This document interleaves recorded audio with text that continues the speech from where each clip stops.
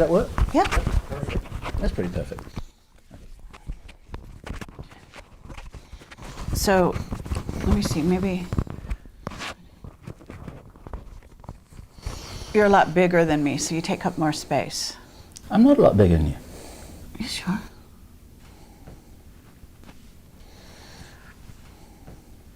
Five, four, three, two.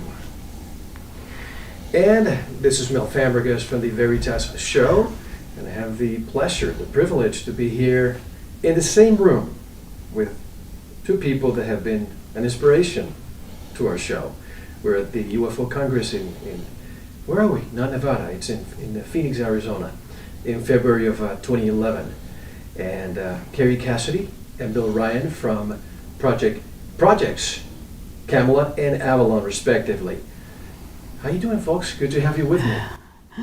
We're doing great. This is a little meeting to be noted in the annals, because whereas the three of us have been communicating together for quite a while, we never actually met in the same room, as you said. And so it's a privilege for me too. This is great, because the last time we did an interview was in the Awake and Aware conference at the end of that in September 2009. That's true. That feels like about 100 years ago, right?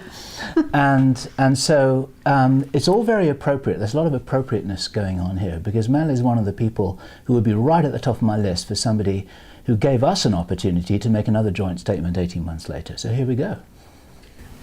Well, I remember the time when we did the interview, a lot of people were talking about they're going to separate here or there. But I've always found that there's a synergy between the both of you, regardless of you being in different parts of the world or different projects. We always think of the both of you as a synergy. It's very important for people to keep that in mind, that it doesn't matter that the two of you are working separately, you're still working for the same common goal. So I'd like to know what is happening with both of you now. What projects are you dealing with? And now that we have you in the same room, tell us more. Ladies first. Oh, well, I mean, I would say that what's going on here is that Bill and I have sort of formed a pact, and we've decided that we will honor our friendship regardless of what goes on between us in terms of personal opinions, perspectives, and where we're coming from at any given time. And in this sector that we're in, it's very highly charged. People often have differences of opinions. Good friends have partings of the way. There are all kinds of feuds going on. And we witnessed this from the outside when we first got together, actually. And one of our vows at that time as Project Camelot, which has been over 5 years ago now, was to sort of build bridges between people and not to be one of those groups that goes out and badmouths other groups.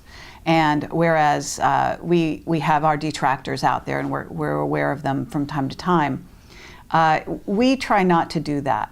And so what has gone on has been very interesting in the sense that over the last, I guess, 2 years, I would say, after working together pretty much almost 24/7 on all the interviews we did worldwide, and we were very fortunate to be able to do that, we obviously got to know each other extremely well. But in what had happened is we became sort of targeted. And so on top of our growing, as people do grow, and our growing maybe differences and feelings that there were areas that I wanted to delve into that Bill was not as interested in, and witnesses that I wanted to talk to that Bill didn't necessarily even believe. So we come, and vice versa. What happened is that, in a sense, you could have looked at it as we expanded Camelot to allow for us to each to have sort of our own sections of the website. But as it happened, there was a parting of the waves also, because I think some incidents happened that stimulated us making a very firm division, in the sense that Bill went on to Project Avalon, and I backed out from Project Avalon that we originally created together, and sort of gave him that venue, whatever you want to look at, however you want to look at that, which was a forum and a small website originally. And he can talk more about where it's gone from there. And then I sort of stayed on the Project Camelot, but I expanded it to be called Project Camelot Productions, as most people will know and be familiar. And then I went out on my own and did a number of interviews. And Bill has done a number on his side as well. And so that allowed us to really go off in different directions. And I think Camelot as a whole has benefited, and that's my view. And we have really had an incredible time in the last 2 years, but it has been on and off been contentious in terms of our philosophies and our points of view on different issues and different individuals, different subjects, kind of going head to head, even very, very recently on the Charles material, for example. And I don't think that's a bad thing, personally.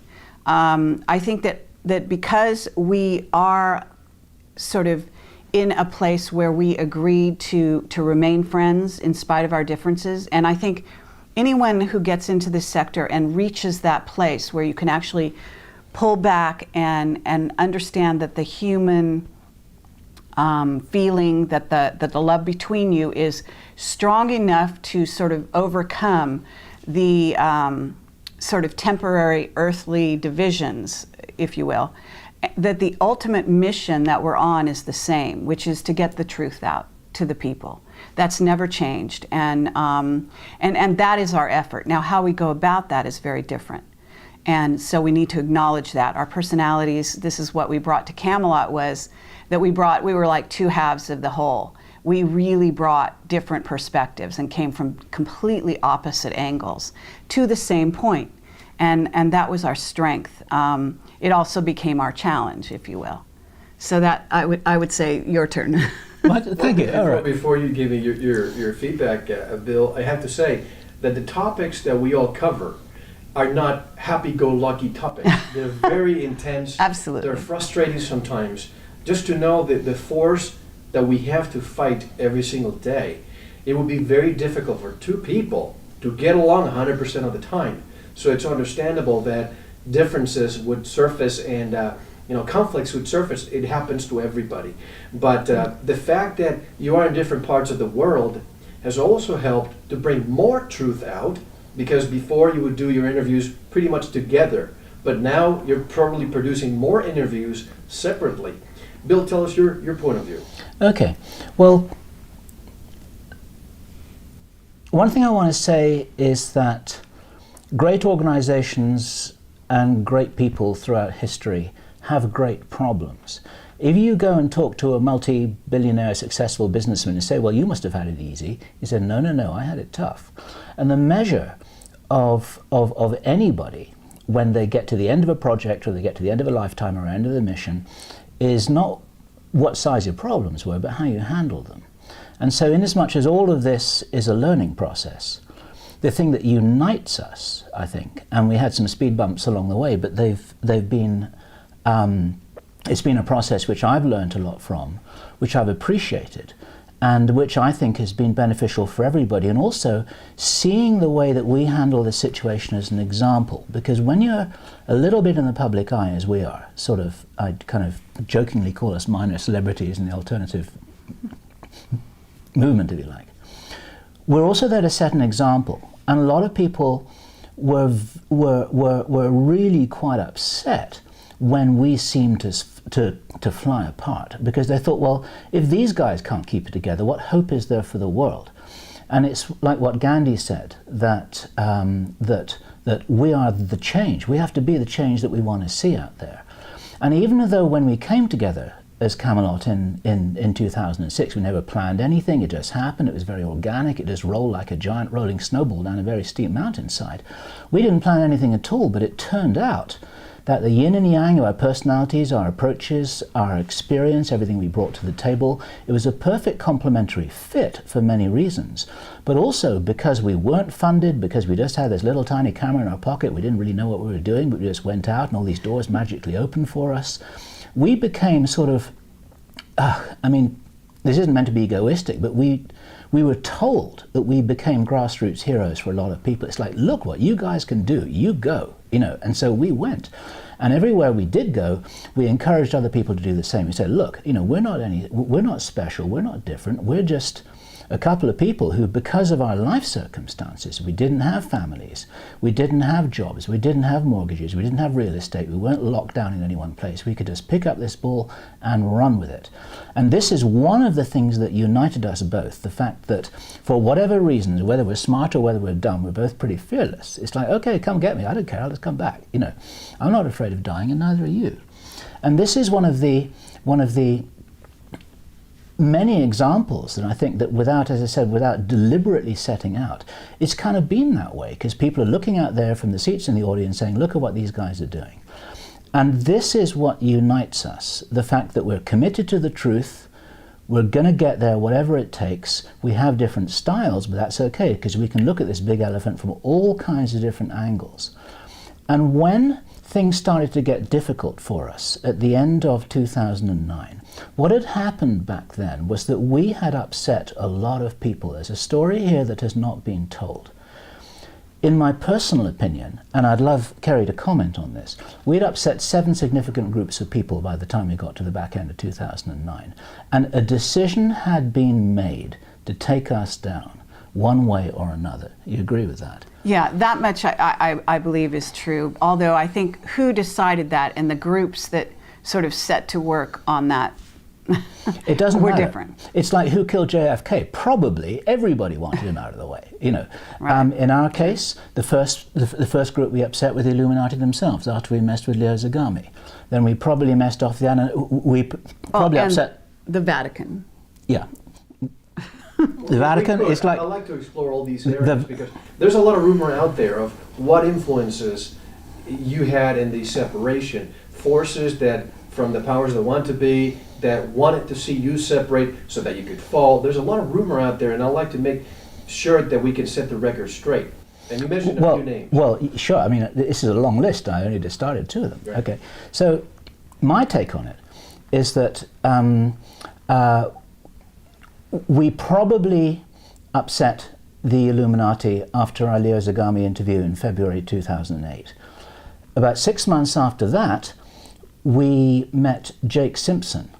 And behind Jake Simpson was, it could have been the present time Anunnaki, but we upset somebody because the information that he revealed through us was really on the edge of a lot of stuff that hadn't been published before. And we know that there are Anunnaki connections behind Jake, or rather operating in the realms that Jake was kind of touching into, because he told us this. If you could, Bill, I don't mean to interject, but Leo Zagami, a lot of us know who he is, but give us a little bit of a background of these individuals that could have been forces that worked against you. Leo Zagami was an Illuminati whistleblower. He came out, he talked to us for 2 hours saying, this is what's going on, this is who the Illuminati are, this is who I am. He had a whole sheaf of papers, he wanted to talk about everything. He was doing what he could in his own style to blow the whistle on what the Illuminati were up to. Very soon after that, he was taken back. He was taken back. And I'm as sure as I can be personally that at that point they set some of their stuff on us, because they use magic, and they really do use magic. And I don't mean kind of hocus pocus stage magician stuff. I'm talking about deep, dark, black magic. And this is a reality. Now, this in itself is a whole radio show for you. So, I mean, we can't even go there here. We just have to acknowledge its existence. Yeah, Would you totally agree with that? Yes, but you have to understand that Leo Zagami came from the dark side of the Vatican. So it's not just Illuminati in a general sense of that term, because that's a very wide bucket at this point on the planet. But what we're talking about is specifically the dark side of the Vatican, having to do with the Black Pope, et cetera, et cetera, et cetera. So I just want to clarify that. Yeah, and it's a big box of stuff. It's got a lot of stuff in it. We don't know exactly what's in there, but there's something in it. And the only real reference point I'm making here is that we upset whatever it was that was in that box. Right, and one of the indications of that was, because we didn't just come to this conclusion out of nowhere, was when we went and interviewed Lucas Gantamburlo about Planet X, and our car was broken into at the Milan airport. And then we flew to Norway right after that, and that was when our car was, so it was in between those 2 interviews to to Nice. interview. We interviewed Leo Zagami in Norway. All of that kind and of stuff. so that was one incident. We also had the flat tire at the top of. But we're going into too much detail here. 'Cause I know, but I've only they just have to. They need. You know, they also need the nuts and bolts of where how this threat manifested. Right. Okay. So there's some connection between Leo Zagami and the Illuminati, and at that point, I think we became a red flag on someone's radar. Okay. Then soon after that, 6 months after that, we had the whole Jake Simpson stuff. Jake Simpson is a whistleblower who worked deeply in the what can we say, the intelligence, military intelligence of several major Western world countries. He's psychically trained. He knows a lot of stuff. We have a report on the Camelot website about it.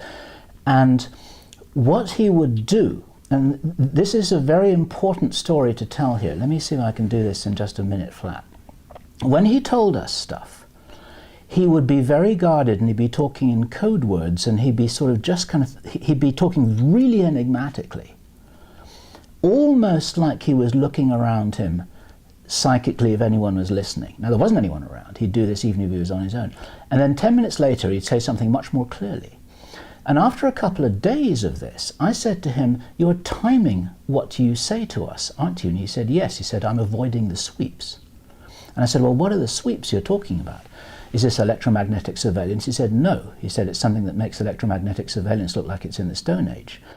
And to cut this long story short, he told us that there was a surveillance system that operated in hyperspace that's been in existence for more than 20 years, in which any conversation anywhere can be plucked out of the reality matrix and downloaded to a database. They don't need microphones. It's not even done electronically. It's a hyperspace thing. It's been back But it's engineered. in AI. It's AI. Get Yeah. to the bottom Yeah. line. Yeah. It's more than echelon. No, Yes. there's much more than that. It's got beyond nothing that. to do with code words. It's got to do, what he told us. I'll tell you what he told us. This is my paraphrase of what he told us.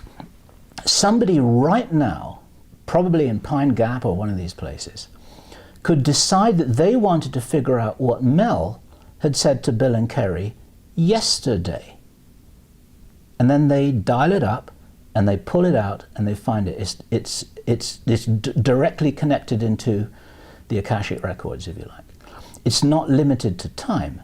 Now, they can't get everything because they can't analyze the data. So they still have to be specific, and it's not 100% perfect. But when I was talking with Jake, at the very, very end, I had an interesting experience. We were there with him for experience, excuse me, because I was there too. But the experience I had was after you went to bed. I know, but it was happening before that, so I that's what understand you that. don't Yeah, maybe I realize. understand that. I'm just reporting the experience that I had. Okay. It was very late at night. We were having a barbecue out on the terrace in the sunshine. Late at night, we're having a barbecue out on the terrace in the heat of this tropical environment. It was very, very pleasant. Kerry had already gone to bed. It was about 2 o'clock in the morning, and Jake said, "I've got some stuff that I really want to tell you because you're leaving tomorrow, and I'm going to take a risk and tell you this stuff." And he was in a rented villa. There was no electronics around.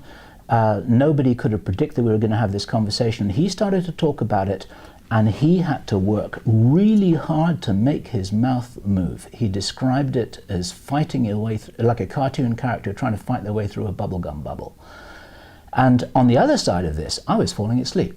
Suddenly, I was going really dopey, like I'd just been injected with something, and I was fighting to stay awake. He was fighting to talk. He forced himself to tell me whatever it was that he told me. We kept on going till about 4 o'clock in the morning. I went off to bed. I saw him for breakfast the next day, and I said to him, "You know what? That weird thing that happened last night, I can't remember what it was that you were trying to tell me." And he said, "You know what? It's just as well."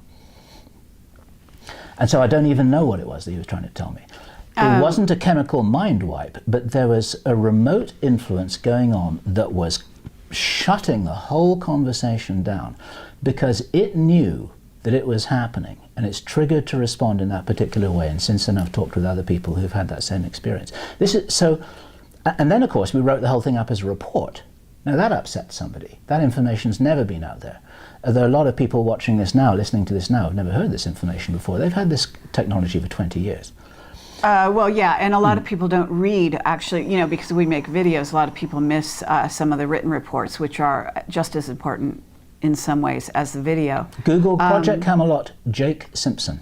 Yes, and you'll get it. but I just want to interject here that actually when we were talking to Jake, this was happening the whole time, and that we tapped into it, we discussed it actually before I went to bed, and that I was feeling the same effects of it, which is why I went to bed. So, just to put in context. You also suffer the same symptoms. Yeah, absolutely. It was being targeted at us. And I decided to stop fighting it and just get away from there, is what happened. And you stayed. I figured maybe he would, because he was really struggling before I left. I don't know if you remember that, but these are sort of smaller details. But the gist of the thing, to move on, and because we don't have all day, is to go to, yes, we upset them at that point, and obviously that was a trigger issue. Then there are other groups that we've. This is the second item in a 7-item list. The next one is Pete Peterson, Dr. Pete Peterson.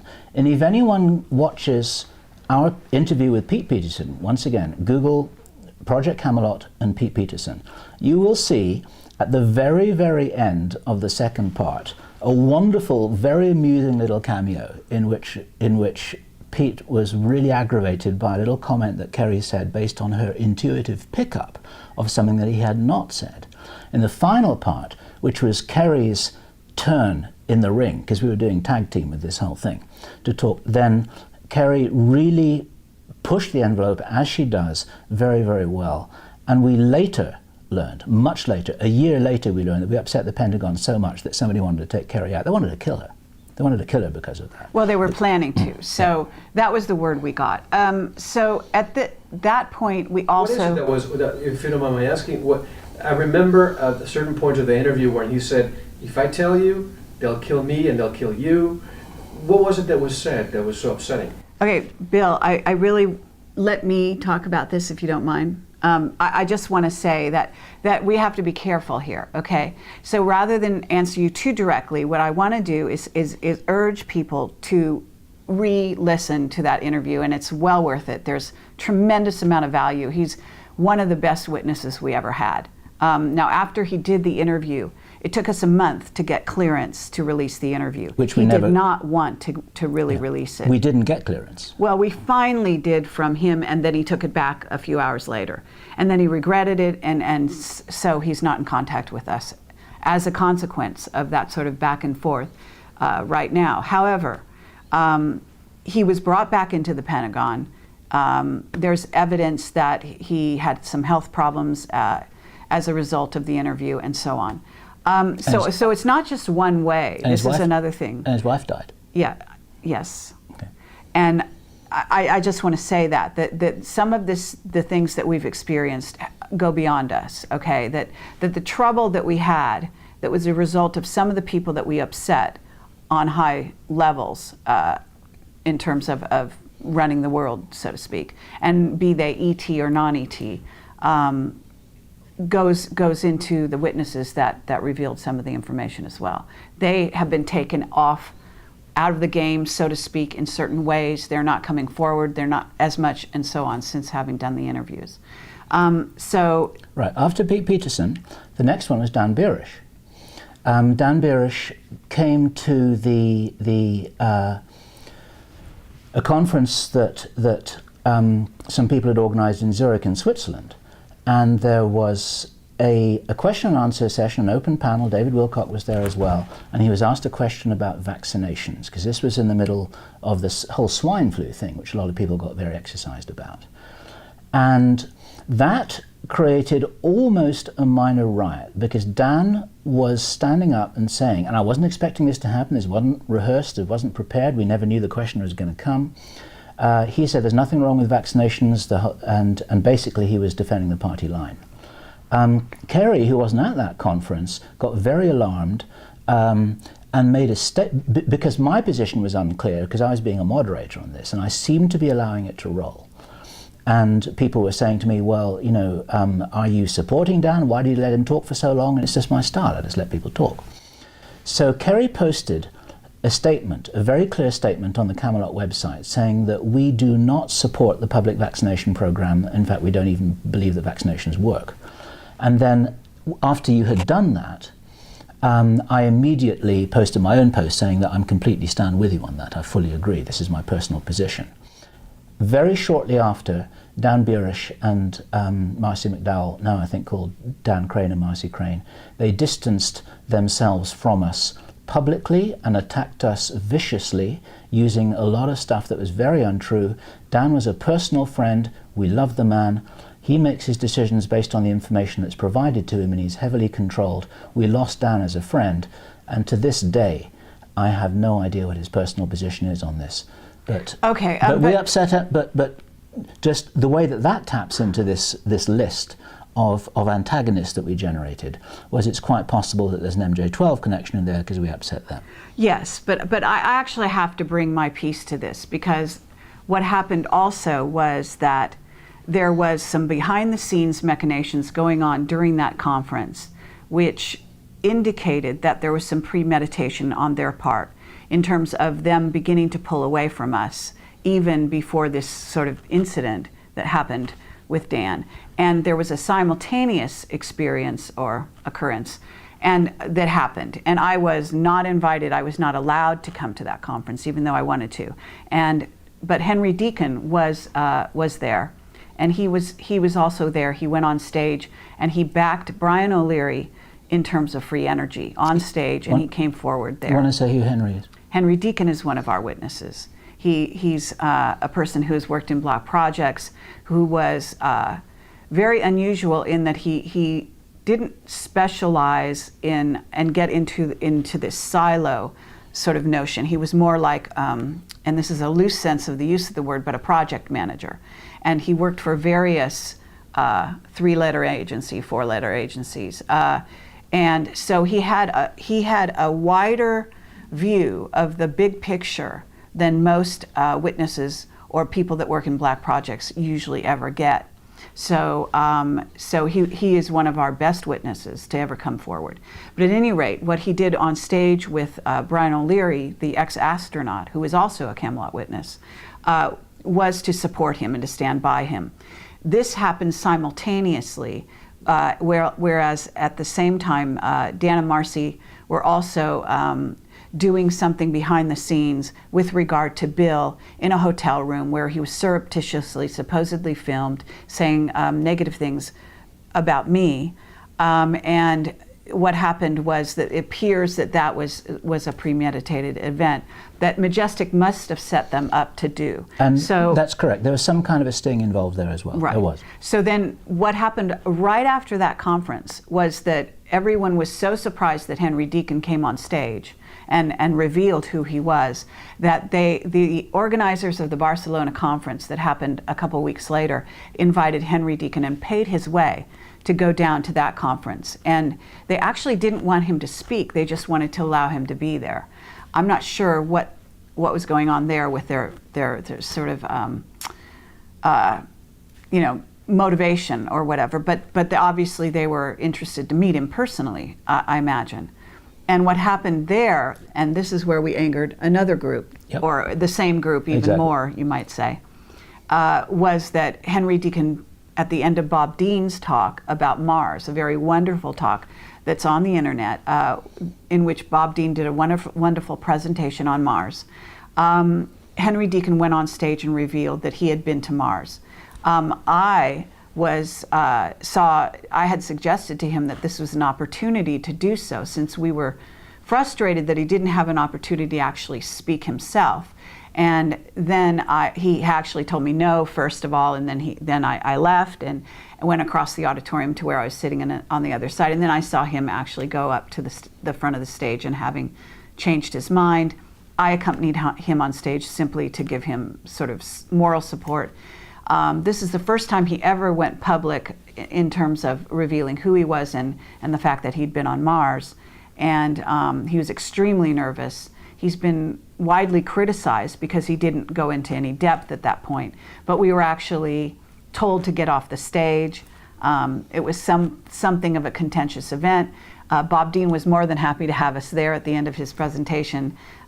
We have a long history with Bob Dean.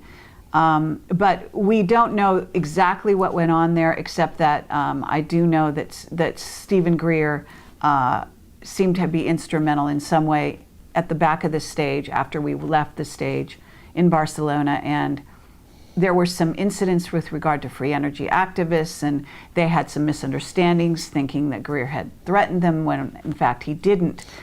And we were instrumental in clearing that misunderstanding up. The upshot is that there was no question that Henry was threatened about a week after that.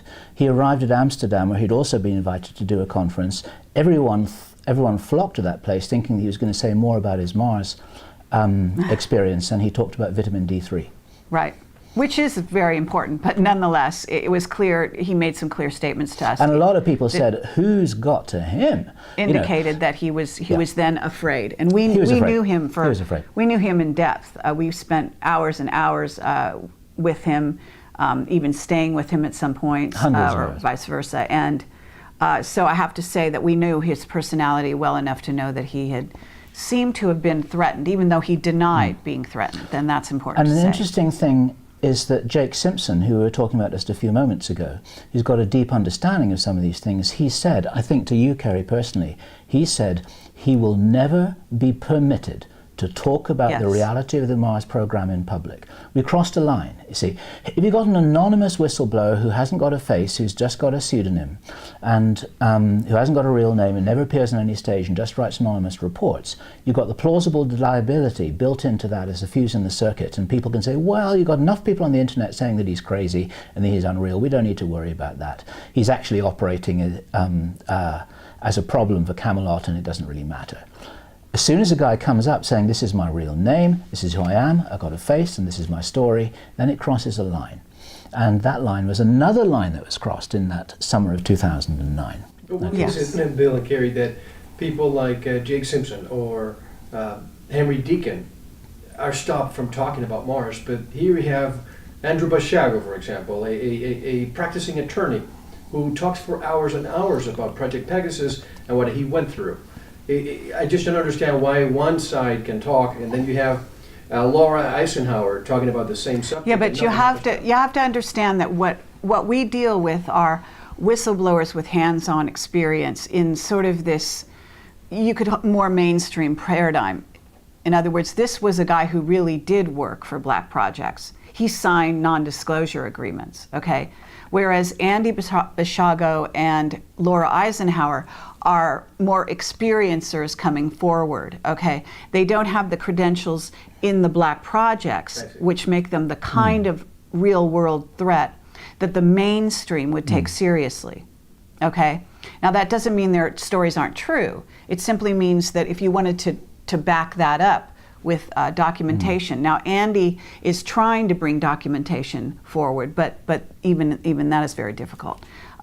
He may be successful ultimately, but one cannot say. Okay. I can certainly tell you that Henry Deacon is a much bigger threat to the national security state, if you will, the powers that be, because of who he is and where his access, if you will, and then either of them. So it's a level of threat, if you will. So there are two more groups that we upset, and we still haven't got to those yet. At the Barcelona conference also, there was there's an interesting encounter with Stephen Greer that has become infamous. We never planned to interview him. We hoped to interview him. We had figured that we would never get the chance, and actually he crashed in on us and said, okay, I want to do an interview right now. We weren't prepared. If we could go back in time, I think we would have done it in a different way. But what happened was a clash that was rather like Ali versus Frazier, because there was no way that Stephen Greer, in the opinion of us both, could be allowed to say the things that he was saying, which are not true on 3 different counts. He had stood up the previous day in front of the Barcelona crowd, 1,000 people in the auditorium there, to say 3 things that were not true. One is that as a fact he was saying that there are no extraterrestrials which are not benevolent. Secondly, he said that that all abductions were MILABs. All abductions were basically complicated technological psyops that were orchestrated by the American military. And thirdly, he said, unbelievably to a lot of people who heard it, that there's no ongoing relationship between the American military and any extraterrestrial race. I mean, John Alexander could have said all of those things. And you said on the Camelot site, what did you say? Do you remember? Yeah, if you don't mind. What happened was, the reason Stephen Greer kind of barged in after our interview, we had done a future talk in this little tiny room behind the stage at Barcelona, and we were sort of secluded, and we did a future talk there with Henry Deacon and Bob Dean and Alfred Weber. Right at the end of it, Stephen Greer walked in with his entourage, sat himself down and said, okay, I'm ready, let's do the interview.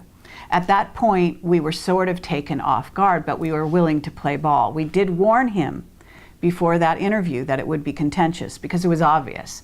The day before, he had done exactly as Bill said, and I took issue with that. I said that this cannot go, because the reason it couldn't go was that people respected him because of the Disclosure Project.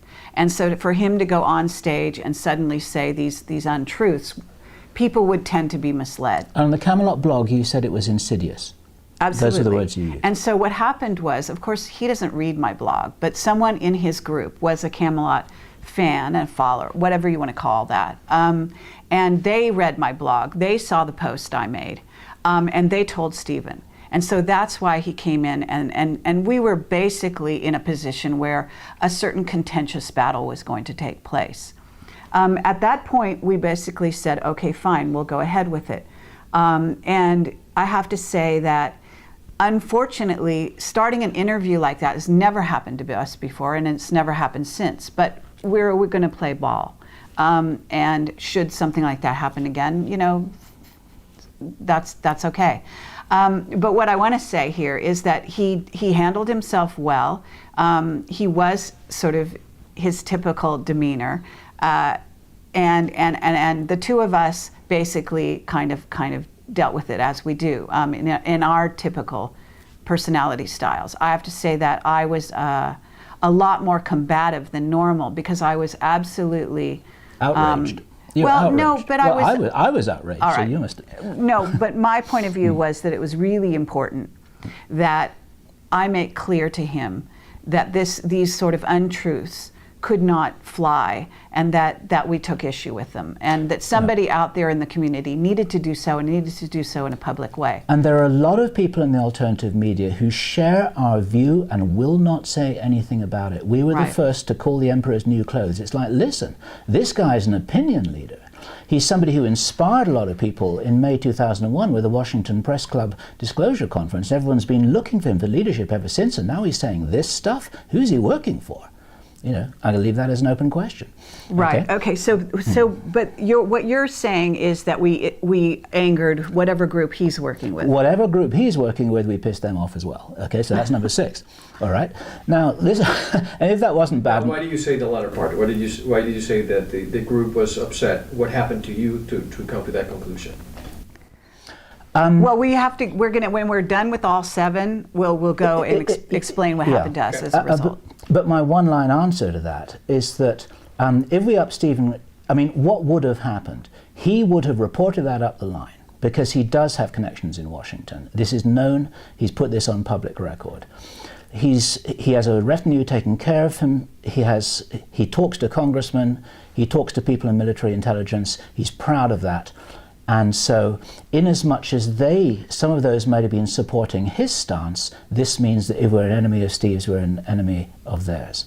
And we became dangerous at the moment when we became like the child in the crowd saying the emperor's got no clothes. Okay, and that just put us in another set of crosshairs.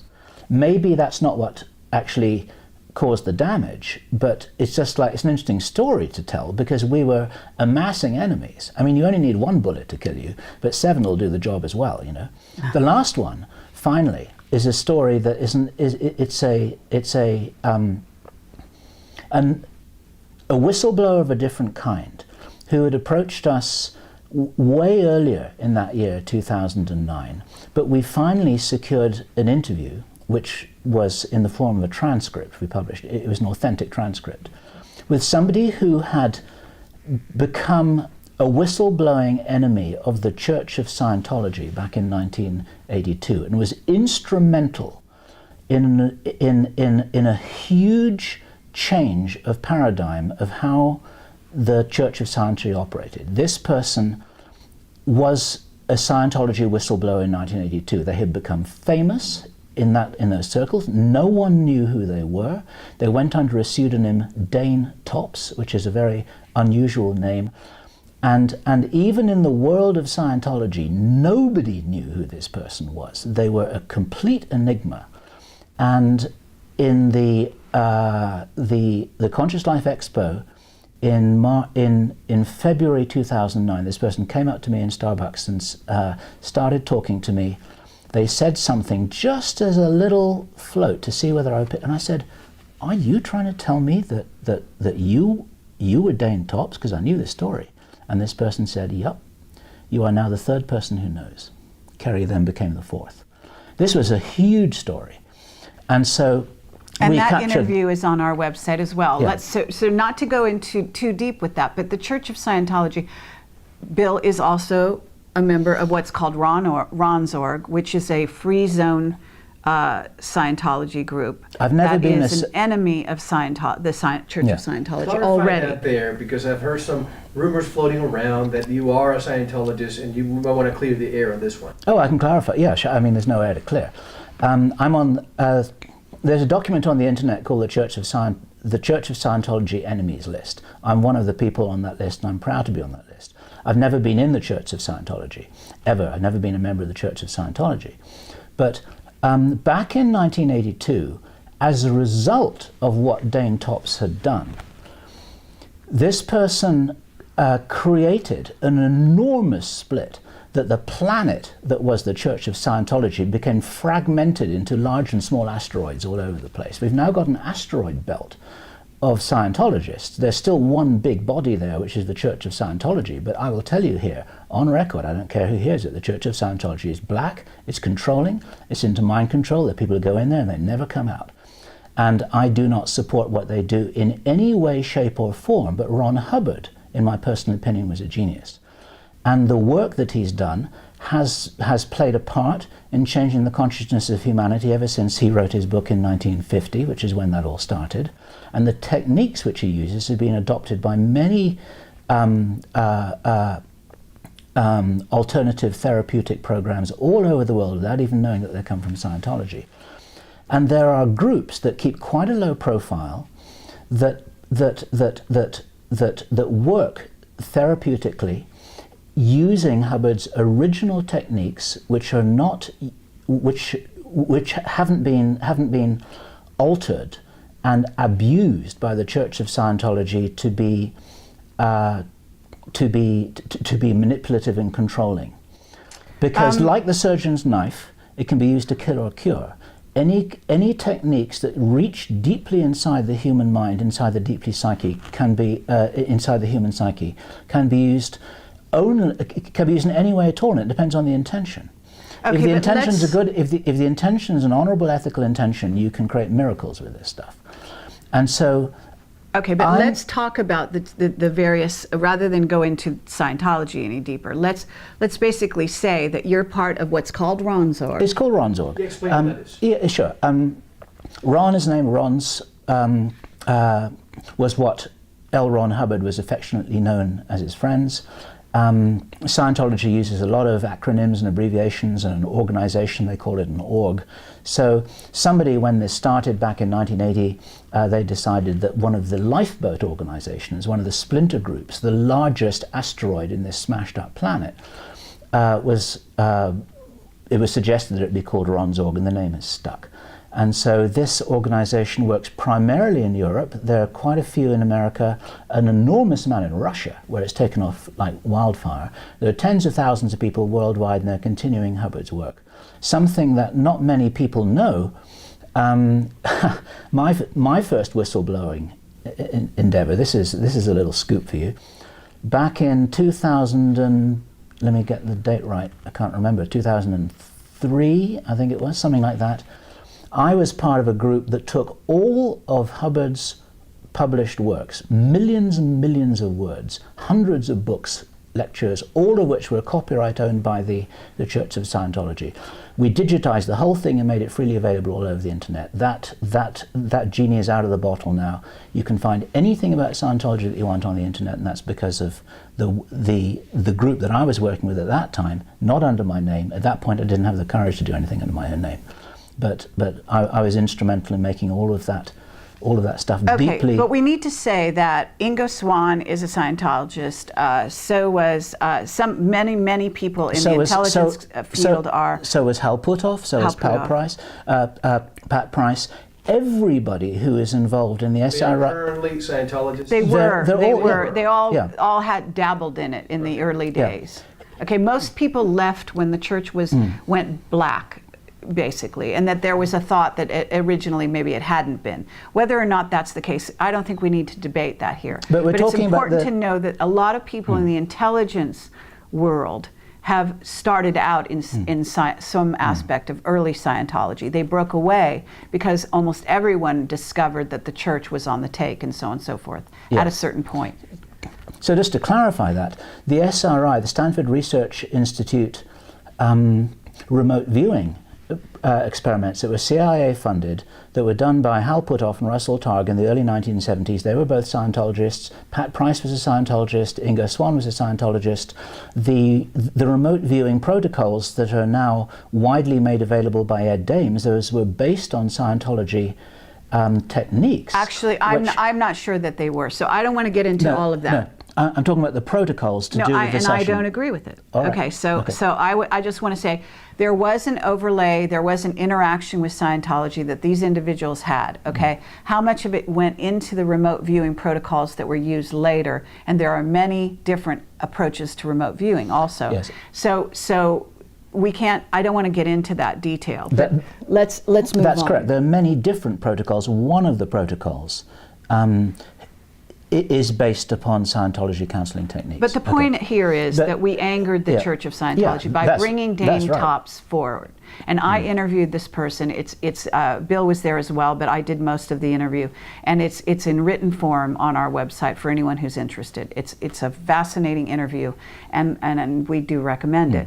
But the point is that those were the groups that we were going up against. In Scientology, the Church of Scientology is well known for going after its enemies with electronic warfare and so on. They use a lot of hocus pocus, both electronic and magical, in the background to take people down. Black magic. And the Church of Scientology have destroyed a lot of people. They destroyed Werner Erhard, the founder of the S-Training. They created that whole split. This is a whole story that we can talk about in another interview. The Church of Scientology certainly doesn't like me at all. And I don't know whether they were instrumental in the wedge that finally split the Camelot log. Although now it's been, we're proud and pleased that we've got over that and we're putting it back together again. But what we're really doing here is just telling the story of let's put it this way, the pressure that we were under, the vectors and the forces that were against us, and the fact that as two individuals in the sense of individuals who are watching this right now, we didn't have electronic countermeasures. We didn't have billions of dollars to fight this stuff with. We were just talking to each other over email and Skype and getting into all kinds of battles. And what happens, of course, the way that they take people down is by injecting conflict into a relationship. It's always worked, it always will work. And what they do is they amplify existing weaknesses, and it's easy to do because no human being is perfect. So if there's a little difficulty that we had, a little disagreement we had, a little irritation that we had in either way, it would be blown up to a Richter scale 10 earthquake, and there would be this huge fight that was way out of all proportion, and then the architects of this, exactly. And but let's actually come to the present day, because I think we've kind of dealt on that for long enough. Yeah, absolutely. If you don't mind. It's a story that's never been told, and this is absolutely. This is very important. But I think this is more than he even was reckoning for. What I want to say, though, is that fast forward. So we have at least 7 groups, if you want to call them 7 groups, some of which may overlap, by the way, that we seem to have been aggravating.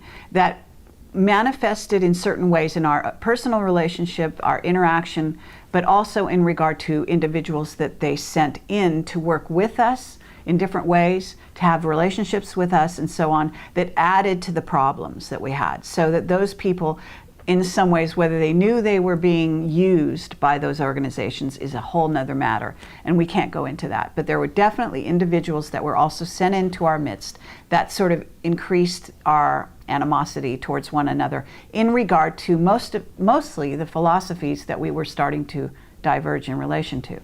But what I want to say here is that now you have to come to more recently the experience with Charles, who's this person called Charles. It's not his real name, obviously, who Bill relatively recently interviewed and put on the net, calling it the rulers of the world. And that was an added sort of divisive or divider in regard to our relationship that has happened in early fall, I guess. And that has a whole story behind it. I don't think we have time for that here, but I do want to say that in spite of that effort, we're here now. We came to the conference together.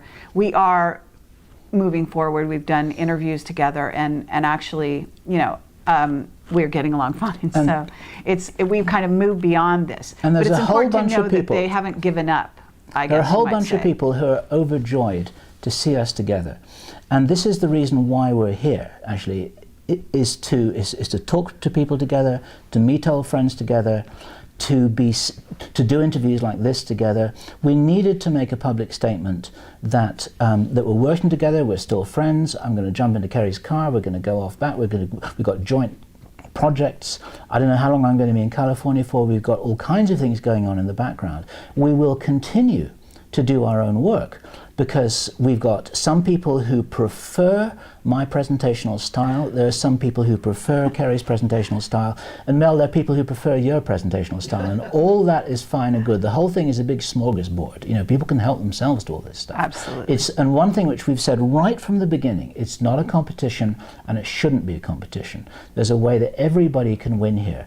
I support Kerry's work. She's a person of enormous integrity. Okay, don't start with that. I support your work. You're a person of integrity. But yes, this is a given. You don't want me to say nice things about you? No, I don't want to do This that. is turning out to be a very, very enlightening conversation between the both of you and I.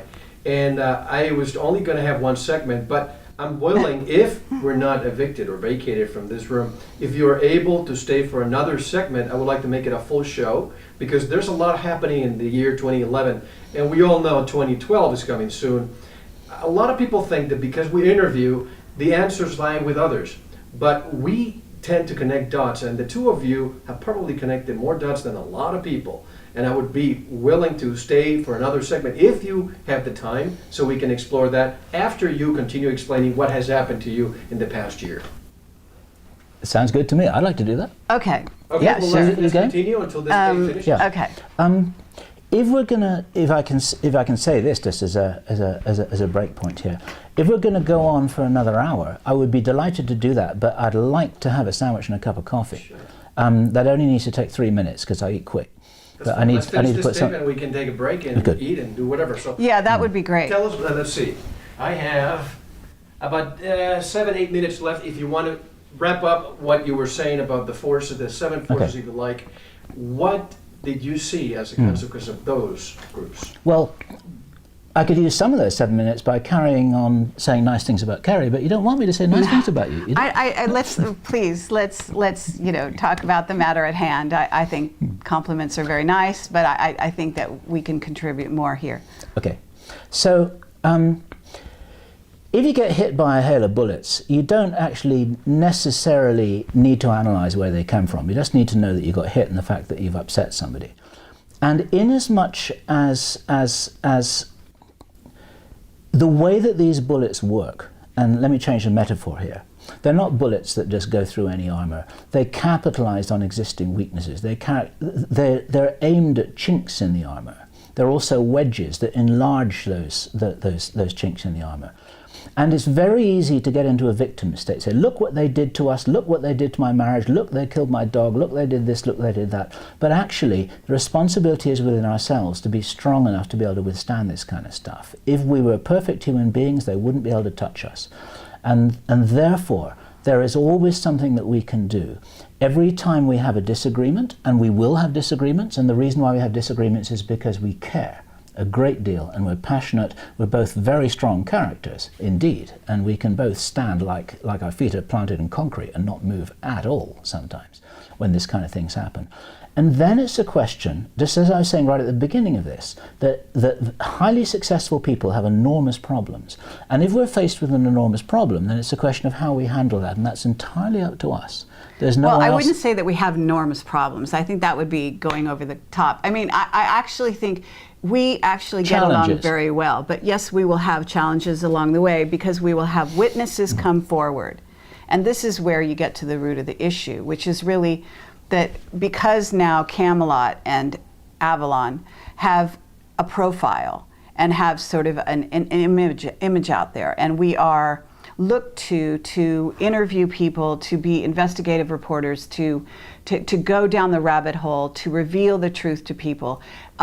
What we come forward with reflects on each other and reflects on basically Camelot and Avalon and how people perceive the work we do now and the work we've done in the past. So it becomes a body of work, and you as a journalist, Mel, can appreciate this.